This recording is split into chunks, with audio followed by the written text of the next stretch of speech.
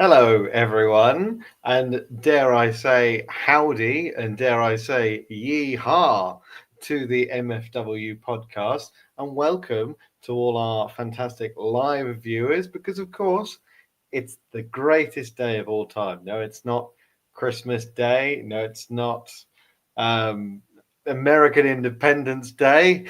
No, it is of course Transfer Deadline Day. And yes, I mean, dare I say it, it's been arguably a very, very quiet one on Norwich City's half. But all importantly, we haven't sold anyone. Anyone. And I'm keeping my eye on my phone because we are completely live and this might change and this might look completely bafflingly silly. But as it stands, Norwich City have not sold anyone.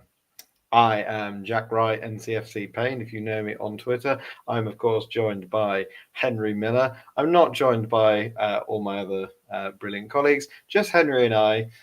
We don't really have sort of a set agenda for tonight. It'll probably be the usual sort of hour or so, depending on if any news breaks or anything. But we're going to be covering the transfer window, the deadline day, which, as I've said, nothing has happened, thankfully. And of course, the brilliant 2-0 result at Blackburn Rovers on Saturday. Do not forget that fantastic 3 points on the road as usual. Henry, on this fine deadline evening, which is not 11 o'clock, it's sensibly 7 o'clock, so we can actually, sleep and eat our dinner and fear that there's any developments.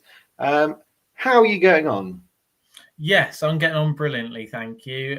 Especially due to the fact that you addressed it there. No one has left the football club today, which means that all important Josh Sargent is still a Norwich player, at least until January. So, yeah, we're going to be seeing a lot of salutes at Carrow Road, aren't we? Because the man who needed to stay has stayed at the football club, which is, undoubtedly not just big news, but for me, it's the biggest signing of the summer. It's the biggest deal we could have done this summer to keep Josh Sargent at the football club.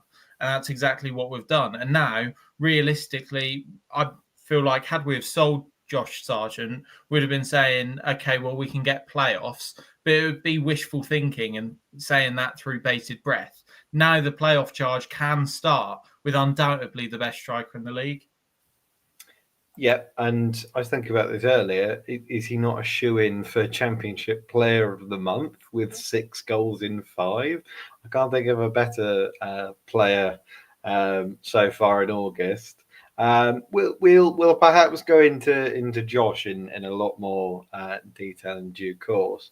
But just to give you an update in case you've been at work or you've been sleeping all day, basically Josh Sargent hasn't left. There hasn't been any bids, really. A few sort of baity rumours on the internet, but as per reports earlier, sort of last week, the club were not in a position to sell him. I think with Borja Signs leaving earlier in the summer, it would have been very difficult for them to have lost them both.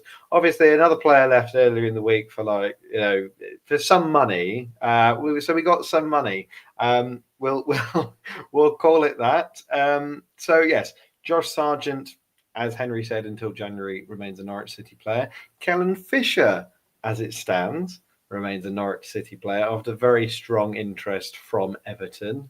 There was, I believe, a deal to buy with an option for a loan until January, but I think the club held out for probably I think I heard a 15 to 20 million pound figure. That feels pretty. I would have probably accepted that 20 million for little Kellen.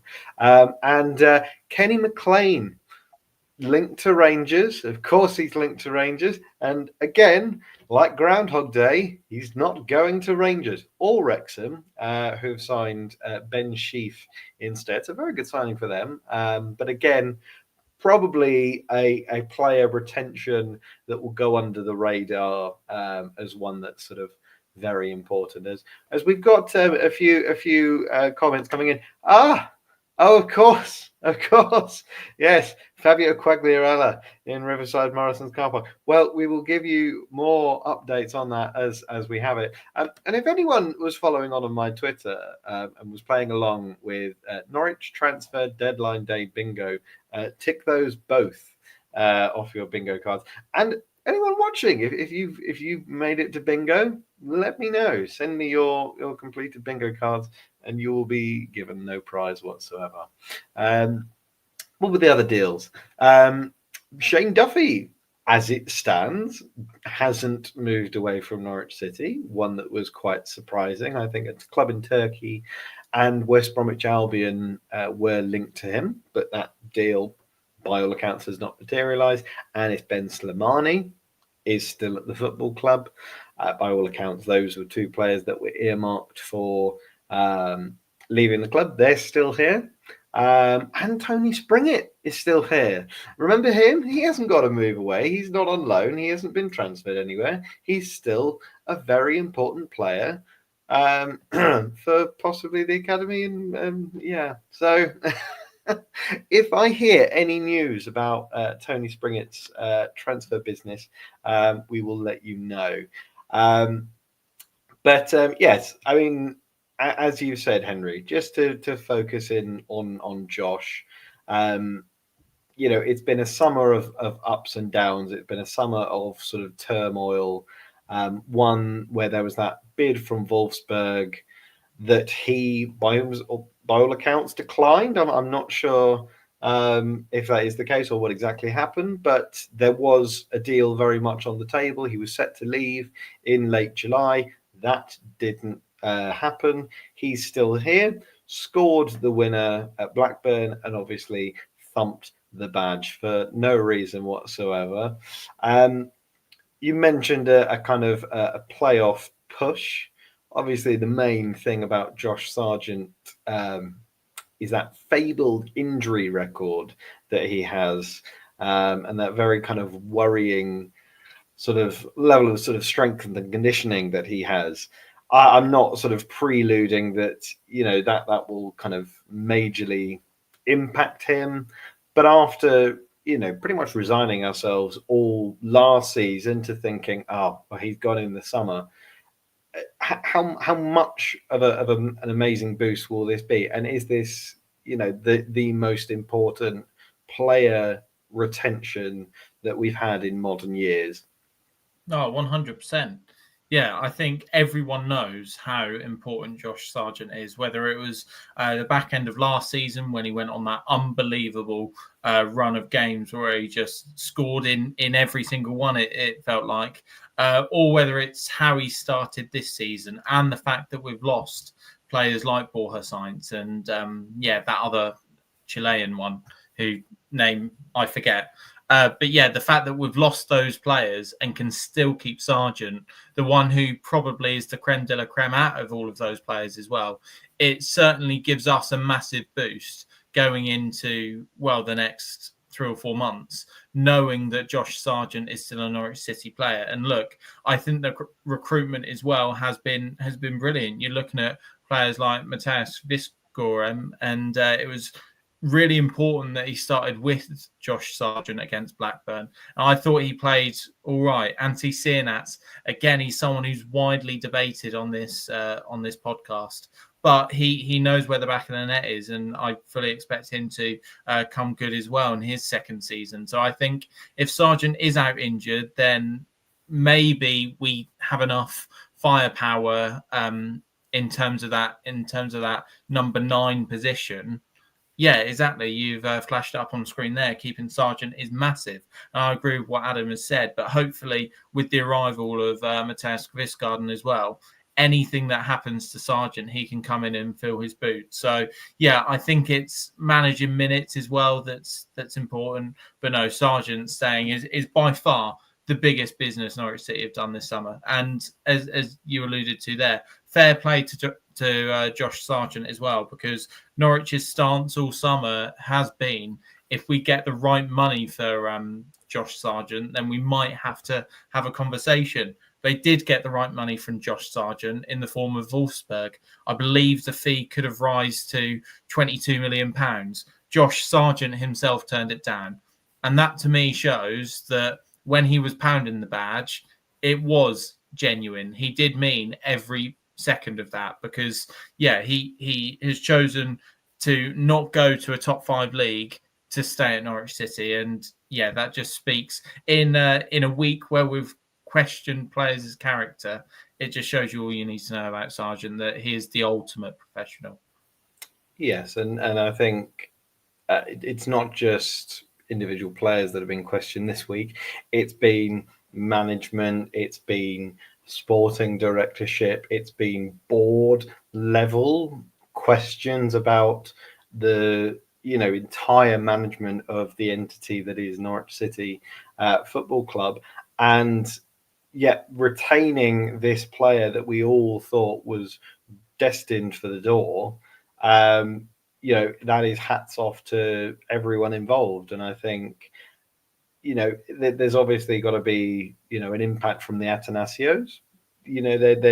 Josh can clearly see that there is some form of plan being formed. There is some form of structure. There's a financial incentive. Obviously, what we all spoke about was Josh wanting to play first team football and be successful in a season that will lead into his home World Cup. And I think it's now kind of, over the summer, perhaps question marks of, okay, I could move to someone like Burnley, or I could move to someone like Leeds, and I could probably, my sort of quality, score near 10 goals in the Premier League and struggle near the bottom of the table.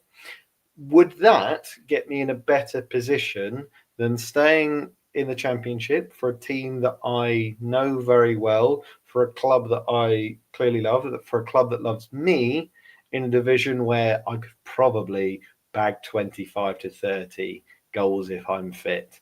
And if you're looking at someone like Haji Wright still getting into the USA national team for Coventry in the Championship, it's not that far-fetched to think that 6 goals in 5 games, Josh Sargent, could lead the line for the USA. Obviously, he's made it back into the USA squad from Maurizio Pochettino. I think Pochettino's still in charge, unless he's been sacked.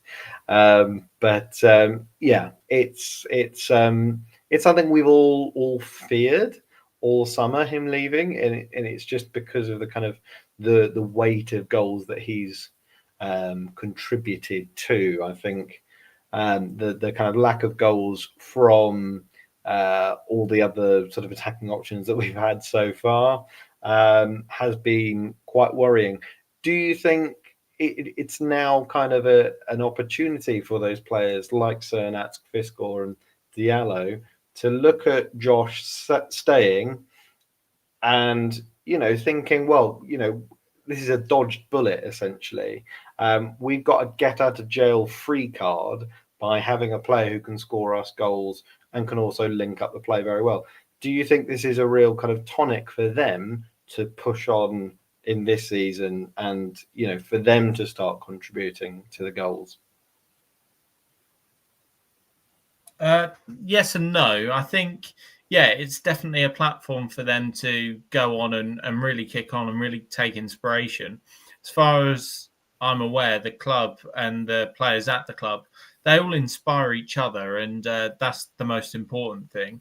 And as Nigel Krask has said there, our American owners want the best for our club, and keeping Sargent is the difference between finishing 10th or the top 6. We all want success. And Nigel is absolutely spot on. And it's crucial. But in terms of the players now, they can't rest on their laurels and think, oh, well, we've got Josh Sargent. That automatically means top six, because last season we had Josh Sargent and Borja Sainz, who, again, was on fire for the first couple of months, and we finished in the bottom half of the table. So we can't get complacent, but I don't think this squad will. And I think they're still learning off each other. They're learning each other's games, but also players like, I know he's injured, but players like Amankwa Forson and players like Antti Sienats, they've got that season under their belts now for their development. And I think them seeing a player like Josh Sargent stay at the club and turn down big moves abroad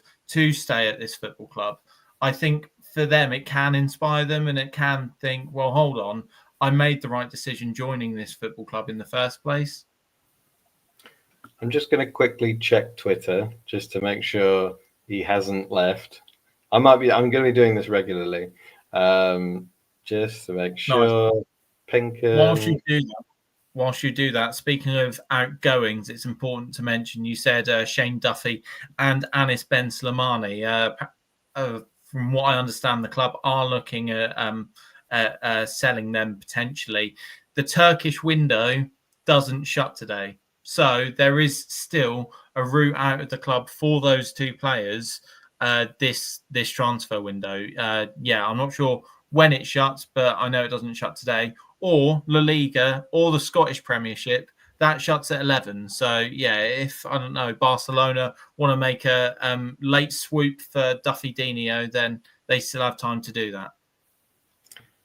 Or Josh, I mean, don't do it, Barcelona. Like, it might be tense, but as far as we're concerned, he's still here. Oh, I don't know, Carl, if you're a relative of Kellen, but I agree. Speaking of Kellen, obviously that's an interesting one that's kind of been bubbling sort of later in the transfer window. Obviously, a player who very much broke into the first team last season, had a decent campaign, but kind of question marks even early this season with Jack Stacey starting matches and seemingly fitting the system better. He's young, he's English, he's had one good season. Do you think it was maybe a case of Norwich City outrightly kind of blocking the transfer and just saying no, we want him at the football club, we see him as a future option, or simply a case of we probably don't have time to find an alternative, sorry Everton, you're going to have to move on?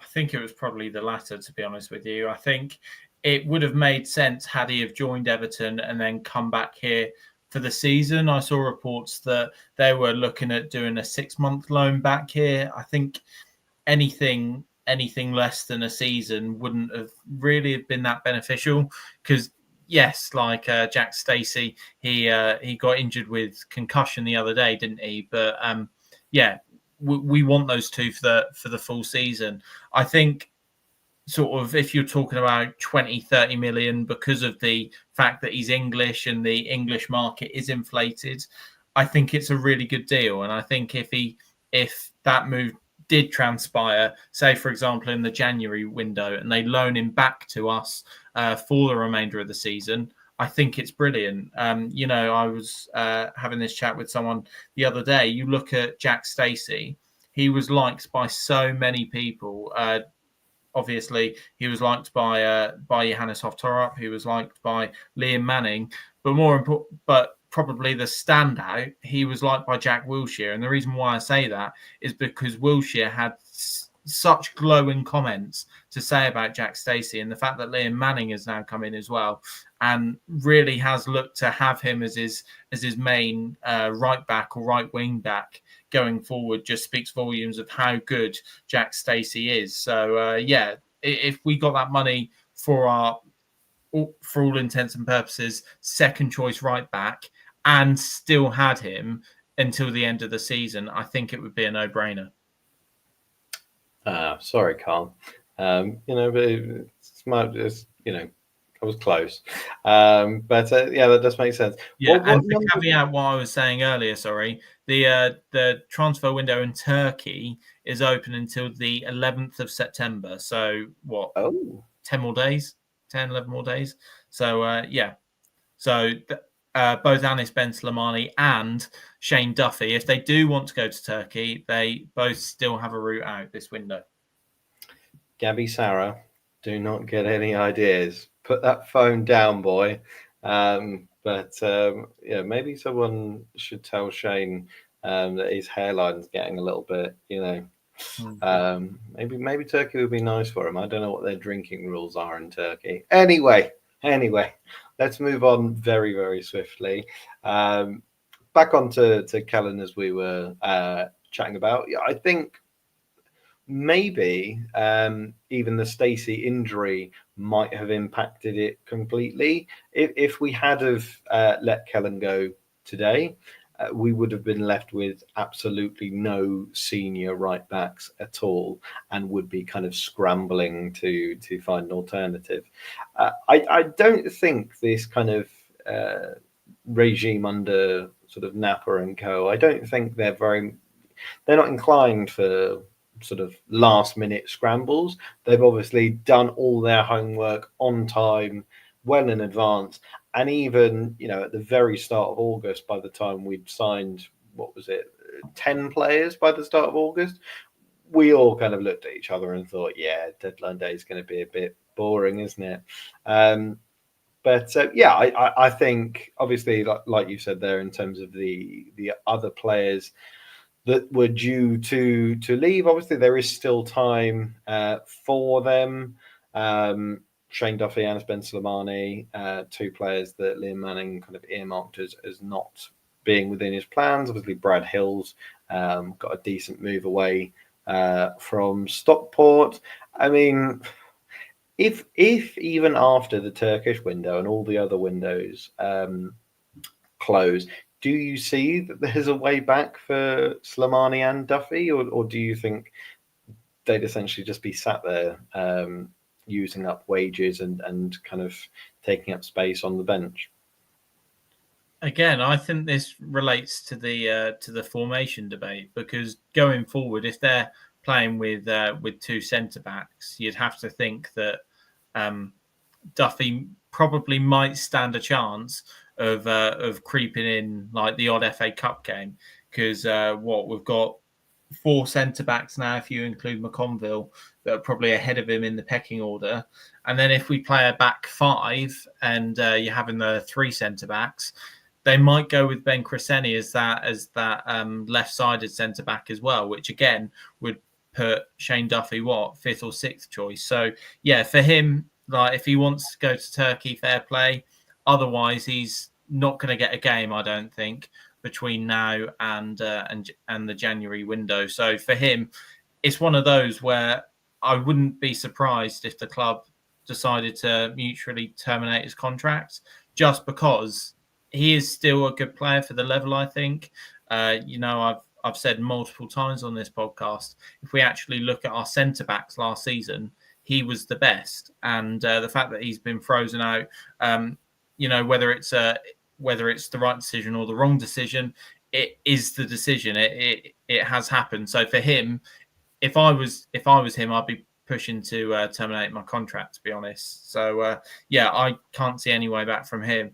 Anis Ben Slimani, on the other hand, I think he was in the squad the other day, and it looked like he was completely frozen out. So, midfield, it can get overrun. You can get injuries in midfield. So with him, I'd say never. But it looks like Shane Duffy has definitely played his last game in yellow and green.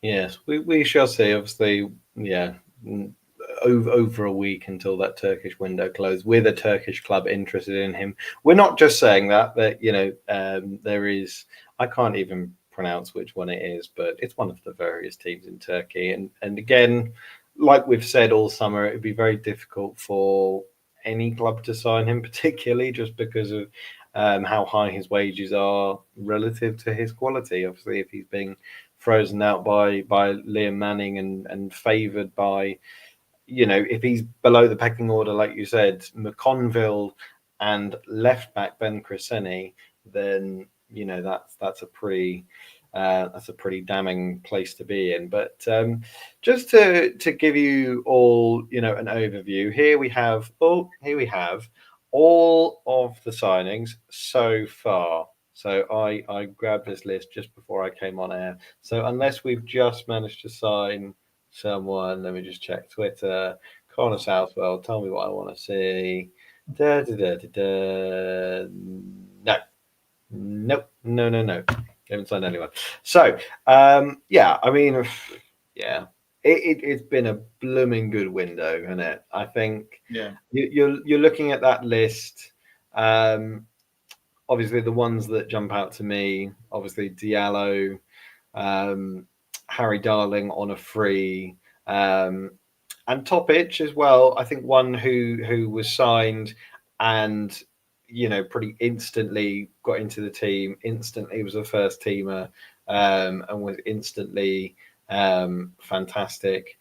You always hate analysing transfer windows because you're a pragmatist who says, "Oh, you need to wait to see how good the players are." We've seen, probably about a month's worth of a lot of these new players coming in. Obviously, this was a huge window for Ben Napper. How would you grade it? I'm not going to say what do you think about it. How would you grade it if you were a teacher? First of all, I want you, if it's all right, to flash up Carl Fisher's comment that he's made about my last point about Duffy and Slimani. He put, it's a shame with Duffy's wages. He's meant to be a big personality and professional in the dressing room. If they were to lower, I think the club may have kept him. Not been sure on Slimani permanent signing. And we've touched about it quite a lot on the podcast. Streets will never forget Lone Slimani. Lone Slimani and permanent Slimani are two different players. And no, I'm familiar with what the beer is like, Freddie. But the reason why I mentioned that is because Carl put that Duffy is a big personality and professional.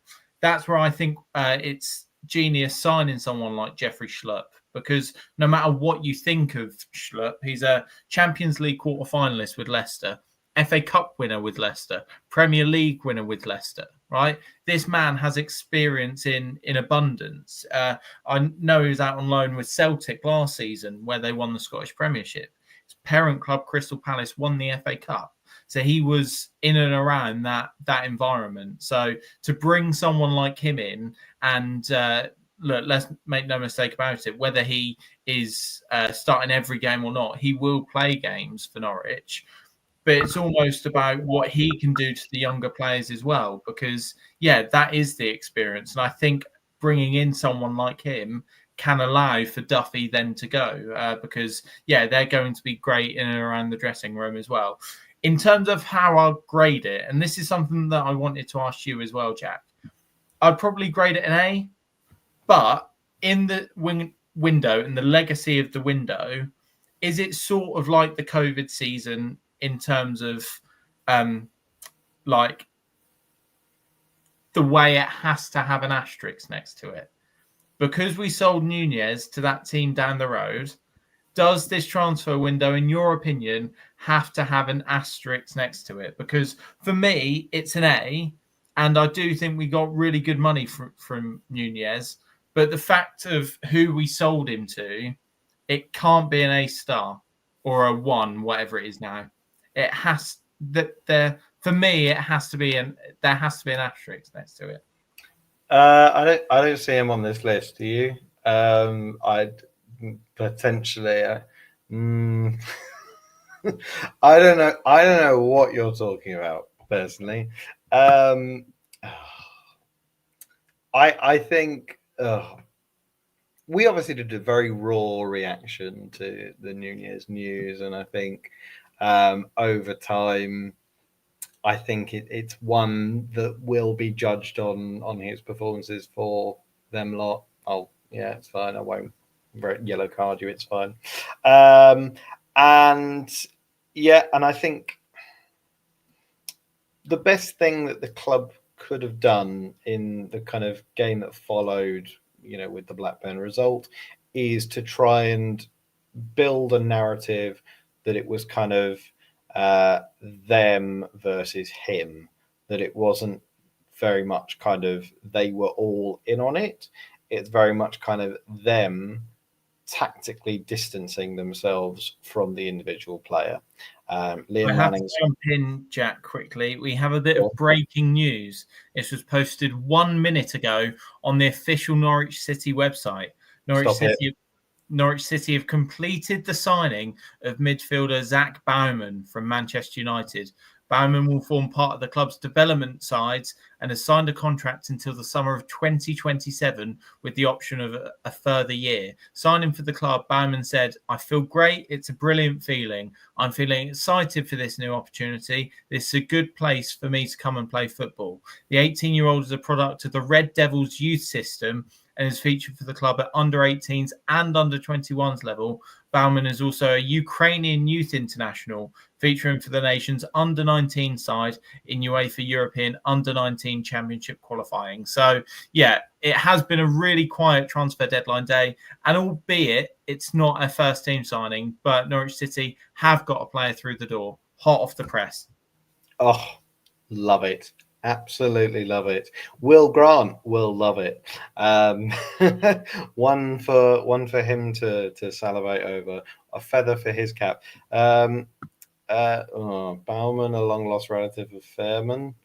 I kind of see where you're going with that, Frederick. No, sorry, thumbs down for me. Where was I? I was talking about that subject matter that we were talking about earlier in the week that everyone got really upset about. Yes, so I think in terms of the narrative of Liam Manning making it very clear that he wants players that will play for the club. I think it's obviously very easy for him to say that after a very good 2-0 win. If we were to lose 3-0 like we did against Southampton, then all the pressure and all the anxieties of the fans go straight onto those players. We'll obviously talk in depth about the analysis of Blackburn itself, but in terms of the kind of Nunez situation, just to add to it, I think it was incredibly good PR in order to kind of make the club's stance when they eventually broke the news and when it was all out in the air, to essentially point the finger and distance themselves and blame him. The bit that I don't perhaps gel with, and obviously there's been so many conspiracies that have been spoken about by different parties and different people who have been in and around Nunez's camp and whatever, is this kind of continuous logic that he didn't want to stay. He'd made that clear. And there were contract offers on the table from the club, and he declined them. And the crucial bit of information with the Ipswich deal was that it was £10 million. It was a deal that was too good to refuse, and that it was the only one on the table this summer. What happened to all the other apparent rumours and links to Nunez over the last 12 or 18 months? If we're being spoon-fed this narrative that he wasn't keen to stay, didn't want to sign a contract, and the club, had to just simply accept the first offer they got, what about like Trabzonspor, when they apparently put in a bid of like £5 million? Were the club did they reject that? Because if the club is saying, oh, well, we had to get rid of him because he didn't want to go and we don't want him to play, just accept that bid. Or, all the other kind of links and things that he had. I don't know if he was linked to many other clubs, but if you're telling me over 18 months, a player with a very short contract and a very good highlights reel and a very good free kick taking acumen wasn't being looked at by other clubs, then, I'm a little bit suspicious of that. What do you think? I feel like not to accuse the club of anything, but obviously there's a blurred line now between legitimate rumours and rumours that are just your old-fashioned paper talk. What happened if the club made up those rumours about Trabzonspor coming in because the only suitors were Ipswich. Again, that would be a good PR move from the club if they could leak something that, say, Trabzonspor was in. And don't get me wrong, I don't know this. So, take this with a pinch of salt because I've got no inside information here. But what if the club drilled that up because the only club that was interested was Ipswich and they didn't want to sell to them? But it reached a stage where their hands were forced and they had no choice. What I will say, the more I've thought about it, yes, we shouldn't have sold to a rival, not just a direct rival, but like the biggest rival we could have sold to. But the more I've thought about it, the more I actually feel for Ben Napper.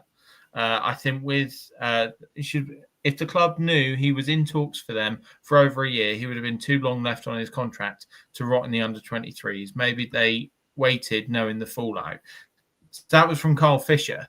And again, this is my issue as well. I think Ben Napper, he was in a lose-lose situation because if it got to a stage where Ipswich were in and he blocked the transfer, and then Ipswich was still the only team in for Marcelino Nunez, and he went on a free transfer to Portman Road in the summer. If it then came out that Ipswich had a long-standing interest in Nunez, some of the fans would have gone, "Oh, well, why have we let him go on a free? Why didn't we try and get money for him?" So Napper was in a lose-lose situation, and I think he sort of made the best of what he could do. So as you see, Nigel, he said, for me, £10 million for a player who's injury prone and only a few months left on his contract. Glad the rat is gone. Did it hurt? It was the old enemy. Like Andy Marshall, his status is now hero to zero. Yeah, I agree.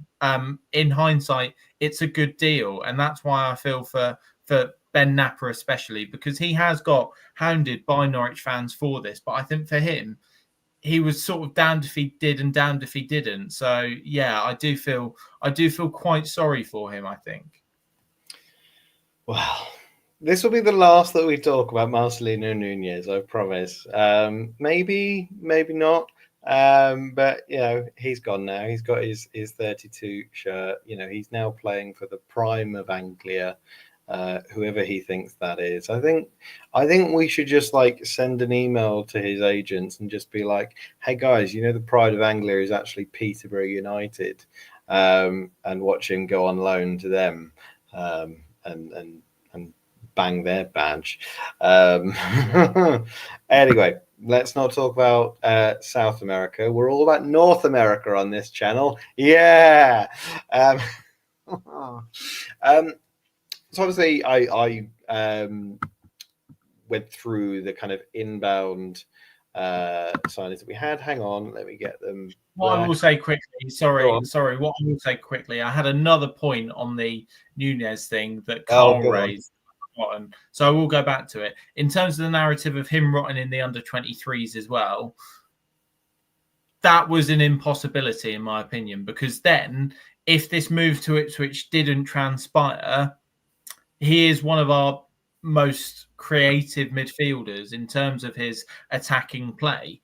If we're then going, well, hold on, he was linked with a move, he chucked his toys out of the pram, so he's rotting in the under-23s, that would make the club look bad. He would get pelted from the Norwich City fans saying, well, Marcelino Nunez, he's one of our most creative midfielders, and you're just actively choosing not to play him.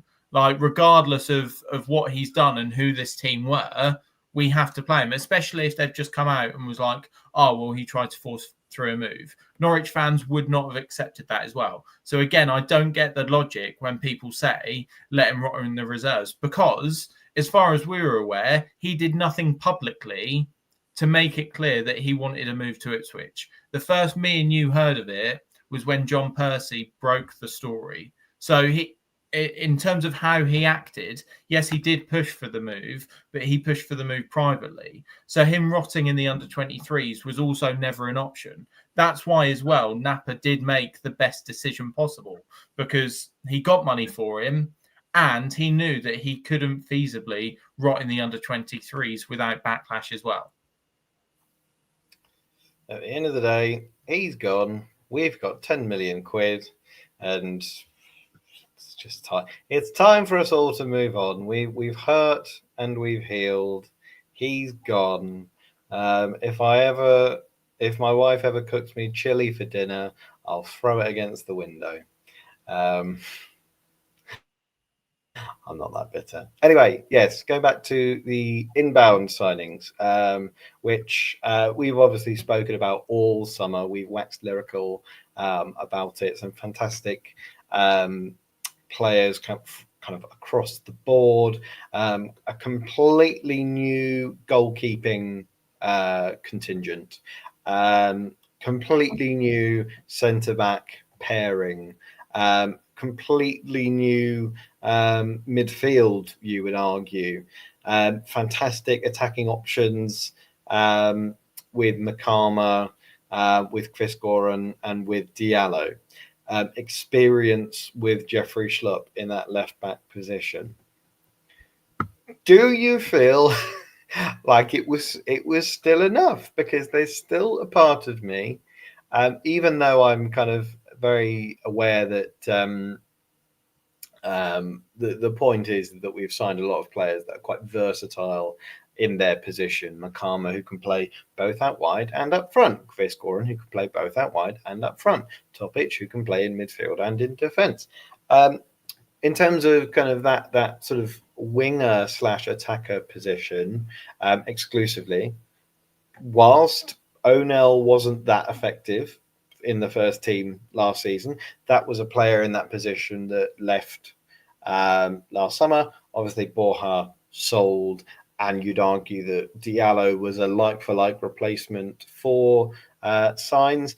But I still kind of think that there was maybe a time where we could have got just one extra wide attacker, just in an instance where a Diallo gets an injury or someone like that. I still think we are light in that department. Let's not forget our dear friend Matej Jurasek. I'm not forgetting him for one moment, but maybe he's more of a right wing than a left wing. And obviously with this kind of different style of play that Manning's tried to do, whether it's kind of 2-10s or a kind of 4-4-2 in attack. Do you agree with me that maybe we could have just done with like one more wide attacker, just to fill the bench, whether it's a free agent or a loan? Or are you happy? No, I do definitely agree with you. I think if I was to ask you who's who are the out and out wingers in the Norwich City first team, the only answer you could give me is Papa Amadou Diallo. I don't think we've got anyone else who you could say is a direct winger. Yes, we've got players who could play out wide, like Chris Goran, like Antti Sienats, like Matej Jurasek when he's actually in the team. But yeah, one more winger wouldn't have gone to pass. But to be honest, this is a phenomenal transfer window at this level. So I think we probably are nitpicking. And I think it will be all right to go on without that one winger. But yeah, in an ideal world, I think, you're spot on, Jack. Yeah. And by the way, any avid listeners to the podcast, you might wait till the end for quickfire hot takes. Because this is live, I don't tend to do a list of quickfire hot takes. I'll leave one hot take on the table for all of you listeners. Who would you say was the one transfer deadline link that you were dreaming of, or not necessarily deadline day, but who was the one player that we were linked to that you dreamed of that we never got? Dare I say a certain Argentine from Aston Villa that we could have got on loan. We had him before, but we're not getting him this time. We've spoken about it every day of the summer, but no, Emi Buendia is not re-signing for Norwich City as far as I'm concerned. Let me just quickly check my Twitter just to check that Connor Southwell hasn't tweeted a picture of Emi holding a scarf. The Mark Gahey to Liverpool deal has collapsed. I don't care. It's not a Liverpool or a Crystal Palace podcast. You can go away and watch one of them if you like. Linvoy Primus. Means nothing to me. Sorry, I'm useless. What's going on? Trying right now. I'll be honest with you, boys. I ain't got a clue, but I'll have a look. I'll go in the morning and I'll let you know. All right. Let me have a look. The perm signing after the loan for Crouch was such a big miss.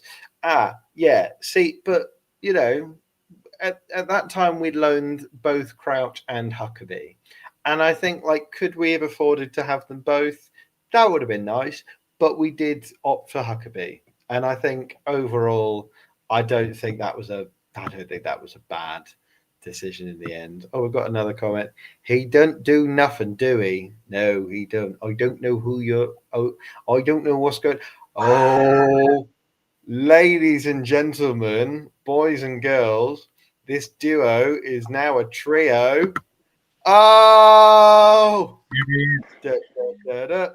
William Grant, da, da, da, da. William Grant, da, da, da, da. As Will Grant has joined the stream, here's, of course, our youth correspondent. So we'll cut straight over to him. Will, Zach Bannerman, what do you make of that transfer? Yeah, straight in there. Hi, guys. Hi, everyone. Hope you're all okay. Henry has gave me absolutely no introduction there. He's straight with the questions. Yeah, I feel like especially... obviously, it's going to be a player as well. Well, now it feels like the academy where they've got such a rich depth of attacking players now, and it feels like there's going to be some real competition there for places. So it's going to be very, very interesting to see, obviously, how it folds out. Obviously, I've had a busy day, so I've yet to see kind of him play and kind of how he'll probably like play into our squad and stuff like that yet. But but it's very exciting, and I think whenever Norwich can attract players that have played in academies such as United, then it's a very, very big coup for Norwich, So look, we'll see how he gets on, but yes, it's fair to say that Norwich have got a plethora of players that they brought this year for the academy. So I think that actually might tell some more stories there as well. Yeah, I don't have a list of all the academy signings, but there's actually been quite a lot. Will and I have been due a video on the academy, so keep your eyes peeled on our YouTube channel because that will be coming soon. I promise. William, just before I will get your thoughts on Josh Sargent because that's all everyone wants to talk about, and that's the fantastic news of us not really signing anyone. But firstly, how was your 10K? Goodness me, yeah. I'm very, very exhausted, thank you. So I just had to go in for a quick shower and obviously get some fresh clothes on. So yeah, exhausted, but I feel better. I thought it was the perfect prep for I'm coming on with you guys really before I get grilled again. So Josh Sargent, so happy about that, man. I think he was the one player where it felt like we had to keep him because I don't know about you guys, but it felt for me especially like in the first 5 games this season, like he is that glue which kind of like builds this like team around. In all honesty with you, I feel like when he's not there, we look much weaker. So an absolute massive coup. Well, to at least keep him actually till January, hopefully the whole season. But I feel like if we could just try and maximise the amount of points we can get now up until at least January, then I think that would be a very, very good thing for Norwich because he is so integral. I think. Even in the games where we've looked quite blunt, he's tried to break something out of nothing. I think actually, although he has started very, very well, I think he could have probably scored more goals, to be fair with you as well. I know I've got very high standards at times, but it does feel like for me, especially, he could have probably been maybe closer actually to like 10 goals already this season. So look, it's so big that we kept Sargent. It's a general play and it's his goals. They mean so much to this football club, really. Yeah, I suppose we haven't spoken about the Chilean already today, but very, very chuffed to keep Sargent. That is an absolutely great bit of business for Norwich, and that's the best thing I think we've done a window. And going from one Josh to another, I believe Josh Brownhill's proposed move to Leicester is off.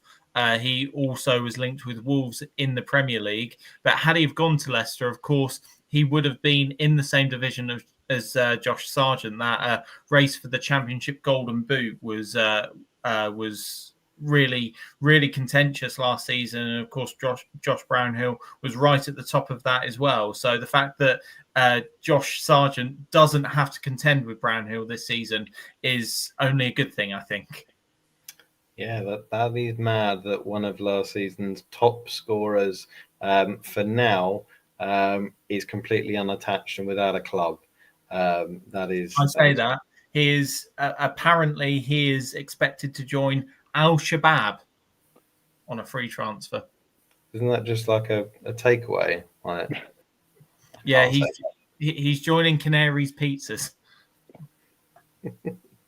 He's joining the Fat Cat and Canary FC, which is the sponsors of this podcast. I had to wangle it in there somewhere. It's so good to be back, gents. It's so good to be back. See, you wouldn't get this sort of nonsense on any other podcast, would you? Exactly. And if you want not nonsense, fantastic beverages and amazing atmosphere, do pop down to the Fat Cat and Canary, the finest pub in Norwich, which, as you know, has a pub for every day of the year and a church for every Sunday. That's where it is, but it's the best pub of the lot. So go there and enjoy it. And thank you for the lovely sponsorship.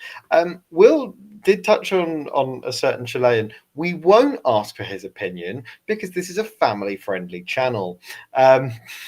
If you'd like to know Will's opinions, we're starting MFW After Dark, which is... Hashtag past the watershed. Yeah, very much past the watershed. I think you can all guess what William Grant thinks about that £10 million signing on Thursday or whenever it was. Perhaps let's not dwell on it. You know what we can dwell on? Let's have a quick review of the Blackburn game. Obviously, nothing has broken in terms of the transfers this afternoon. Oh. Frederick has commented, please can we do an After Dark, lads? You know the rules. We'll have to ask our overlord Gary Gowers. Imagine Will after a few pints. You don't need to imagine it. Just watch the Portsmouth matchday experience. You don't have to imagine anything. You can just see it with your own eyes. And let me tell you, he's a cracking bloke. Anyway. Speaking of cracking blokes, all 11 of them at Ewood Park with a fantastic 2-0 victory with 2 goals from our dear Josh Sargent against 10-man Blackburn. And Captain Cantwell had absolutely no impact whatsoever, bless him. Obviously, there's a lot to pick out from the game. A first clean sheet for Kovacevic and his fantastic defence. Harry Darling just immense as per usual. Kovacevic pulling off worldy saves when needed. And I'm going to shock people. I thought Cernats was fantastic. Well, what did you guys think, and what was your kind of assessment of the match? And mostly, do you think that it would have been far more tight had Norwich City been playing against 11 players for a half? Well, I think first of all, Will touched on it when he spoke about his standards from Josh Sargent. I actually think Sargent probably had his poorest performance of the season, and yet he still scored a brace and got the 3 points for Norwich. So yeah, I think it could have been a hell of a lot more, and the scoreline probably flattered Blackburn, to be honest. But no, I think one of the main talking points as well is Vladan Kovacevic. That double save was absolutely fantastic, and yeah, don't get me wrong, Josh Sargent and his goals, they win you games. But double saves like that also win you games. So, massive shout out to Kovacevic for keeping his first clean sheet of the season as well. Yeah, I'm sorry. Yeah, it was quite a poor game in all truth, I thought. Especially the first half. I felt like it was two teams who looked quite it looked like they were playing in maybe second, third gear at times. It just did look quite a poor watch, in honesty. But I think second half as well, I think Blackburn did show some really good fight, and it just felt like that game that Norwich got through it during moments of just individual quality from Sargent as well. Obviously, it played into our hands as well that they got a red card as well, but it just felt like, although I think there was some nice patterns of play at times, and yes, it also did look promising as well. And I thought that as well that there were some players, especially in the defensive line, like the likes of Ben Grisseni and Harry Darling, which played very, very well across the game. It just felt like, for me, I think the class of Sargent, I think, was just the key factor for the game. I just think having a player of his quality and magnitude, I just think that kind of elevated us a little bit. And I think good teams in this league do win games when they're not playing at their best. But I do still want to see some games where Norwich look a bit more dominant and a bit more controlled in those really, really kind of games where it's a bit tight at times as well. So I just want to see Norwich still trying to play some real good performances, because I think we all know we've got a lot of individual quality in the likes of Sargent and hopefully in time the likes of Diallo as well and Kirsgarten as well. So overall, I felt wasn't a great performance, but there were some nice moments to play for sure. But I just think having the best strike in the league helps you massively, and I think that's where Norwich are at really. But I think the game next week against Coventry, or should I say 2 weeks, against Coventry, that's going to be a very, very fascinating one for me. I think, again,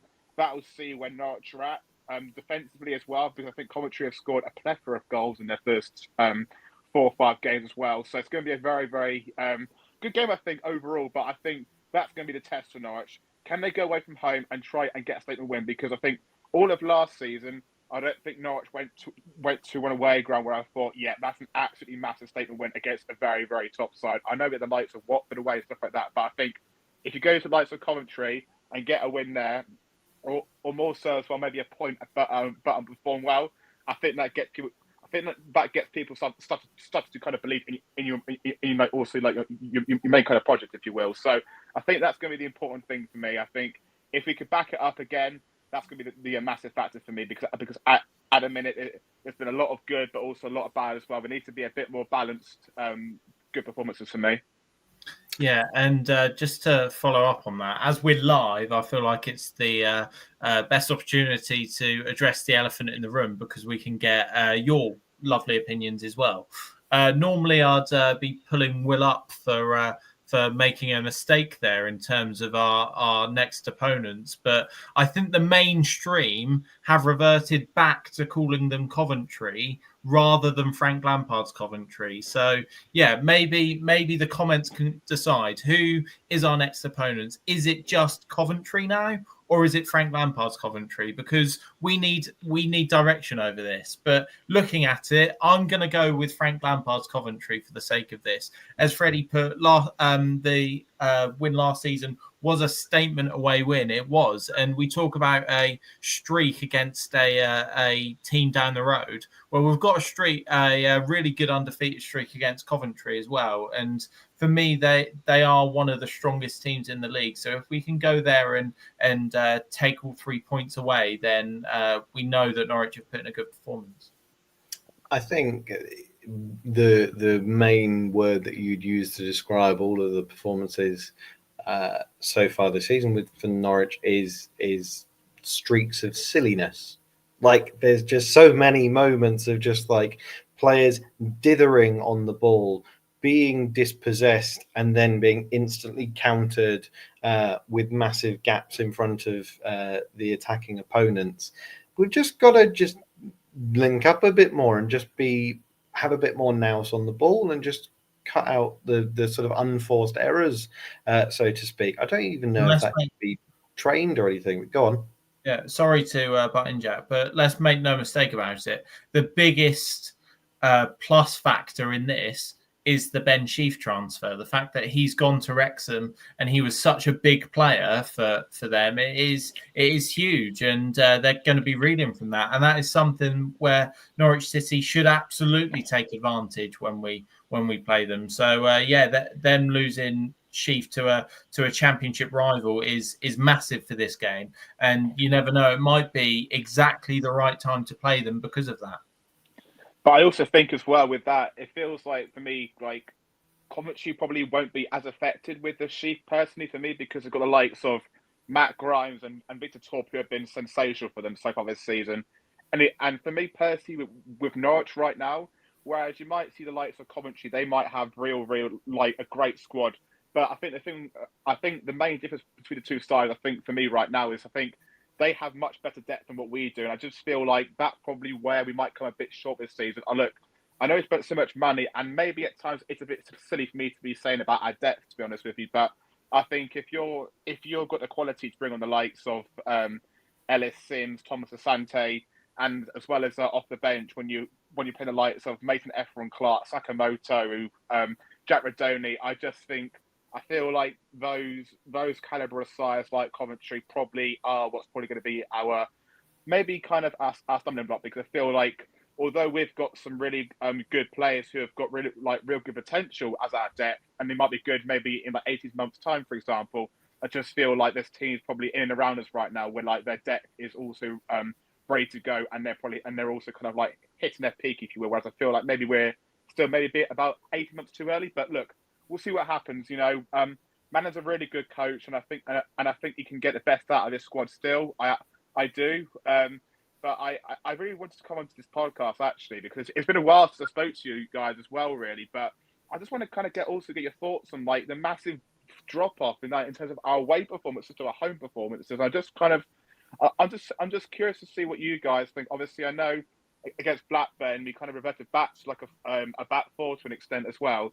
I mean, come on, guys, surely it's time to do the same at home now as well, because although we've been very good away from home, I feel like at home is where most of your fantasy play every week. You get 25 plus in every week, but the football there has been stale. Like it really has. I don't want to start a negative kind of trajectory at all, but it just feels like at home there's still so much things to work on for me. It just feels like I don't want to say I've been maybe more bored as such, but I haven't been thrilled by what I've seen at home at all recently. I feel like it's just been a bit too lateral for me, and I just think if we're going to become a serious team, then we've got to get much better at home, because I think what I've seen so far, the performance away at Pompey and the performances against Watford, I think that those shows are twice as best compared to what we've seen at home. I think at home it's been real drab, and I know.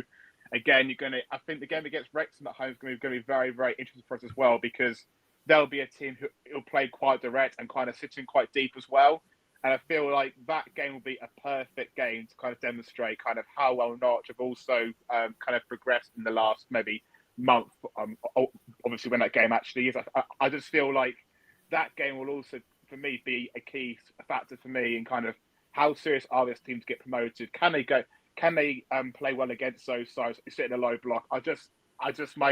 My overriding instinct right now is I'm not too sure kind of whether we can. I feel like we'll be a good side against decent sides this year in terms of like containing teams, but I worry about how we're going to try and break down teams at home. I really do. I just feel like the attacking formula at home has been quite worrying. It really has. So I just want to try obviously get your thoughts on it really, because it feels like there's been like a massive kind of like difference between home and away performances, and it's kind of got to find together quickly for me. Yeah, so I guess for me, I mean, you look at the quality of the opposition. I guess it has been not easier because there's no easy games in the Championship, but the teams we've played at home, I do think are better than the teams we've played away this season. Millwall, you always know what you're going to get. You're going to get a really tough game, and you are going to get bullied when you play Millwall. And Middlesbrough, they've had a perfect start to the season, and doing really well under Rob Edwards. And then of course Southampton in the cup as well, who have just come down from the Premier League, one of the favourites to get promotion this season. And then if you compare that to the teams away from home, yes, we've played Portsmouth, who are a really strong side, but again, looking at the two teams, you'd probably say Norwich are favourites, and similar with Blackburn as well. I think if this was Blackburn last season under John Eustace, then maybe it would be a different conversation. But Valerian Ismail, I'm still not really sure what to make of him as Blackburn manager. So again, winning there doesn't really surprise me. We've had a statement win. That Blackburn game was a statement win, but because of the narratives internally with the club, there hasn't been a statement win in terms of the opposition being head and shoulders better than us, and we've gone there and win. Say, like, for example, if we go to Leicester away and win 2 or 3-0, that's then a statement win because of the footballing disparity. We've Great not point. had one of them this season. So I feel like, yeah, when the fixtures come and more fixtures happen, then that home form will get sorted out, and we will lose games away from home. But yeah, for me, so far, it has just been a slight imbalance in terms of the quality that comes Carrow Road and the quality we're faced on the road. And yeah, I think my assessment of the Blackburn win is that it's weirdly just dissatisfying because we just still haven't got that win at home. It's like, okay, cool, we're 100% unbeaten, like, away from home. That's what we dreamed of last season. That's what we begged for last season. And then we get it, and it's like, well, I don't want that. I want to win at home. Like, it's like, I'd like there just to be, a balance. But I think Henry alluded to it, that we haven't been battered this season, apart from Southampton in the Cup where there was rotation. But we haven't ever fully dominated a game and looked comfortable from minute 1 to minute 90. We've always had comfortable, half and then really, really, really shaky, ropey periods where it's like, oh my word, like I can't bear watching this. And, I'd take that. I'd take kind of sort of gung-ho chaos that needs to be, wholesale, like completely fixed, rather than just kind of a little bit off it, barring a few bit of tweaks, barring a bit of match fitness here or there. Torrent Ball, I felt, was a little bit like that. We kind of went from awful to fantastic, and we were fantastic too quickly. And I think it was kind of one of those where there wasn't that balance, and there wasn't sort of a kind of amount of consistency, so to speak. But I mean, you mentioned about the back four. I watched back the match because I didn't watch it at the time. I was watching Hamilton in London for the entirety of the match. I was just getting goal notifications, and I was like, "Oh, Sargent, yes!" But I watched back the entire match because now they put them all on YouTube. So I spent an hour and a half watching a match that I knew what was going to happen. That's a weird experience, by the way. But what I learned was that in the first half, when we were on the ball, it was a back three that included McLean, who was dropping in. And then in the second half, it was a back three where Cresceni was dropping in. So, if anyone wants to argue, oh, we're much better with four at the back, that's not what Manning's doing. I think, weirdly, Kenny McLean is almost the key to whatever this is, because you can drift him into centre-back and you can allow the full-backs forwards. And again, I think ultimately, we touched on Callum Fisher earlier and whether he'll stay and whether he's not, whether he suits this system or not. Who knows? Maybe it's one where it just requires a bit of training. Maybe it just requires getting used to the style a little bit. But yeah, I think Millwall as a first game, they're a tricky team managed by a very tricky Championship level manager with Alex Neil. Middlesbrough, I don't think. I think they're 100% so far this season. I think Rob Edwards will surely win Manager of the Month for August. That's goes without saying. I think Middlesbrough have made some fantastic signings, and I think in terms of our predictions, we'd probably now put them a lot higher. But yeah, I think I'm really kind of looking forward to that kind of Wrexham home game. I think there'll be a really good atmosphere and a really good kind of opportunity up against a team. They did bag their first Championship win against Millwall, but will still, by virtue of being one of the League One promoted teams, be a lesser opponent that we look at and think, okay, at home, great opportunity for 3 points. And there's always going to be panic when we don't have results at home. But even, Torop Ball that many fans at the end of it were pulling their hair out of, we still managed to put 6 past Plymouth. We still managed to put, what was it? Was it 6 against Luton? We still managed to, was it 5? I can't remember. We scored multiple goals against lesser opponents at home and at times looked comfortable for 85 minutes.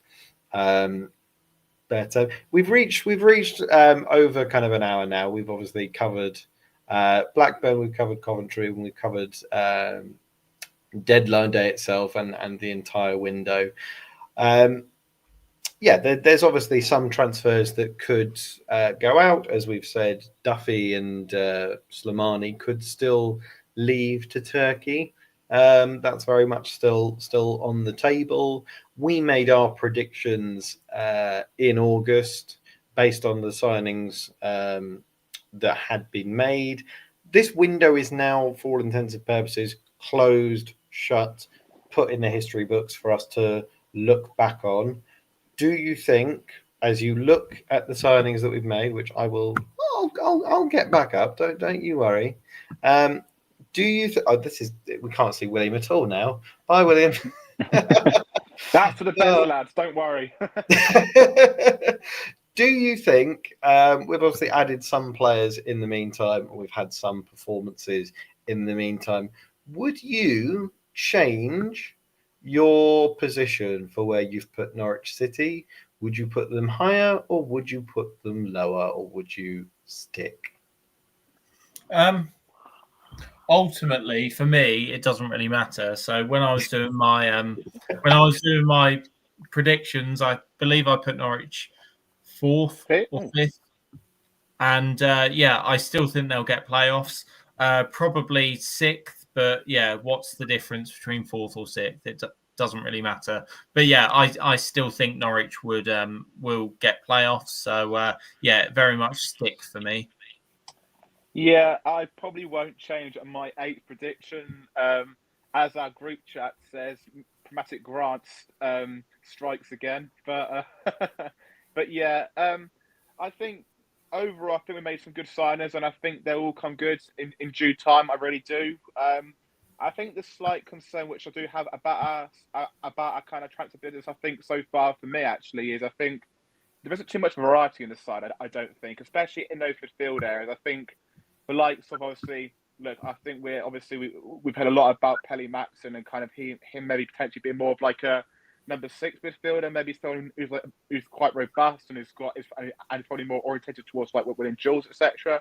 I think if you think about that case study and the likes of Topic and obviously Topic, Maxson, McLean, Gibbs, I feel like those kind of players are very kind of physically orientated. Where I feel like it feels like maybe might have lacked a bit of technical quality in there because dare I say it, Nunez. Oh Jesus, I feel bad already. But I think although obviously what he done was absolutely criminal, I think what he actually provided was a bit of technical quality on the ball, and I just worry maybe that might be missing in certain games. And I think, as I said earlier, those games where we might face teams who sit quite deep, I think that could be a great example of that. But I think as well, I just think I also look at that defensive lineup as well. I think you've got a lot of similar profiles there, the likes of Cordoba, Medic, McConville, etc., Duffy, where a lot of those players don't have much recovery pace, and I feel like in a back three, and given how quick like the attackers are in this league and how direct they can be, I fear that there might be some games, especially where we might get a bit done to pace. I think Darling has got that bit of recovery pace in him, and that is why I think I saw some tweets as well. I can't remember who obviously put it out now, as memory isn't fantastic, but a lot of people were saying actually maybe kind of playing Darling as one of those wide centre halves might actually be a bit beneficial, because I'll give you a case study, guys. I think the amount of times that Medic has been skimmed the pace like this season already, I think I've probably counted about 3 times already in the space of 5 games, and I just think there's a real weakness there in terms of our wide centre halves and kind of their ability to kind of get back after maybe get out of position. So I worry a bit about that and maybe about the speed of our kind of centre backs. But overall, I think I'm happy. But look, we'll see what happens. But I think it's clear to see that Manning has bought players in the profiles that he wants. For me, I think I want a bit more variety in defence and midfield. But I think attackers wise, I think there's quite a lot of nice creative players there. But I just think, I wanted a bit more variety in those kind of like centre half, centre mid spots. Fair point. And for anyone watching, we're obviously going to wrap this up pretty soon. Before I give my analysis, where do you all think we will finish this season? I'd love to hear from anyone watching. And if you're watching this not live, still put your comment down below. We'll read it afterwards. That's fine. Nigel agrees with you. William, Harry Darling reads the game well. Medic lacks pace. And we need more pace at the back. Yep. Pretty accurate. I do agree. I think Harry Darling is a Rolls Royce defender. I think we knew exactly. Yeah, I think one thing. Sorry, Jack. I'm being rude now. But one thing I will say though, I think the showing of Ben Crescenti last week. Sorry, actually not last week. Obviously, like 48 hours ago. Sorry, now against Blackburn. I think that was encouraging because I think he does give that bit of pace in the back line there as well, and I think there's definitely kind of some kind of room there for him to grow in that position. I really do. I think Crescenti probably needs to become a bit more reliable for me in terms of like making those right calls in those right like important moments for sure. But I think it's got some nice attributes to his game really. And I think if he gets coached well and correctly, then I think definitely he could be a good option as that less centre half role. I'm just not convinced about Cordoba at the minute. Really, he just seems to have. I think personally, he's had quite a poor start to the season. Maybe barring that, maybe barring the first two league games, but I think that bar again, he really struggled. I think. Yeah, Henry, were you going to add something? No, not particularly. I think we've all covered it well, but I think onwards and upwards, and I think I'm definitely sticking with the position that Norwich will get playoffs. You look at, dare I say it again, Marcelino Nunez going out of the door. Liam Manning has said with the incoming of Pele Matson that he's got his perfect midfield as well, and he did operate with deeper midfielders when he was at Bristol City. So. Yeah, I feel like he's got the squad he wants now. Norwich are really happy with the business, and I think it could be a really good season. Yeah, and do I think I predicted fifth. I think in my prediction, if you watch it back, I think I said if we managed to keep Josh somehow, that we could maybe go up to maybe fourth or third and start really pushing for that top two. I think the rest of the team need to step up. Like we said earlier, I think Sarge is carrying this entire squad on their back. They've now got the wish that they want. They now need to really pull their finger out. I think there is question marks over how defensive this midfield is. Players like Matson, Topic, McLean, they need to be breaking lines creatively in midfield. Someone like Diallo, unfortunately, needs to start bagging goals. Bor Hassan's managed 17 in the league, and we still finished 13th.